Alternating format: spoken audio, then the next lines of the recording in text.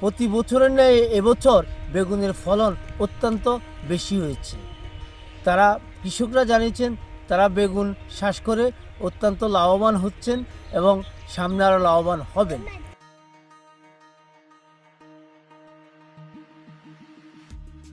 লক্ষ্মীপুরের দুর্গম চরাঞ্চলে কাজের জাতের বেগুন চাষে অভাবনীয় সাফল্য পেয়েছেন কৃষকরা।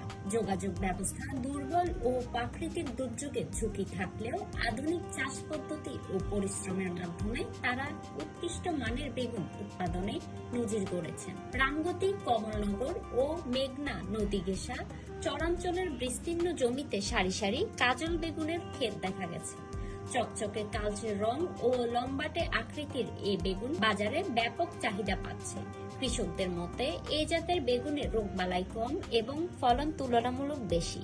চরের কৃষক আব্দুল করিম জানান, কাজল বেগুন চাষ করে এখন প্রতি মৌসুমে ভালো আয় হচ্ছে এবং ঢাকা সহ বিভিন্ন জেলা থেকে পাইকাররা সরাসরি ক্ষেত থেকে বেগুন কিনে দিচ্ছেন। কৃষি বিভাগ বলেছে চর এলাকার মাটি ও আবহাওয়া কাজল বেগুন চাষের জন্য উপযোগী। সঠিক পরিচর্যা ও জৈব সার ব্যবহারে এ চাষ কৃষকদের অর্থনৈতিক উন্নয়নে গুরুত্বপূর্ণ ভূমিকা রাখবে। আমাদের সরমনসা বাইম এবার বাইম ভালো হয়েছে। বাইম প্রত্যেকের খেতে খেতে আছে, বাইম অনেক বাইম বিক্রি করতেছে। বায়োমাস চাষ অত্যন্ত প্রতি বছর থেকে এবার ভালো হয়েছে ইনশাল্লাহ। আশাবাদী আলহামদুলিল্লাহ।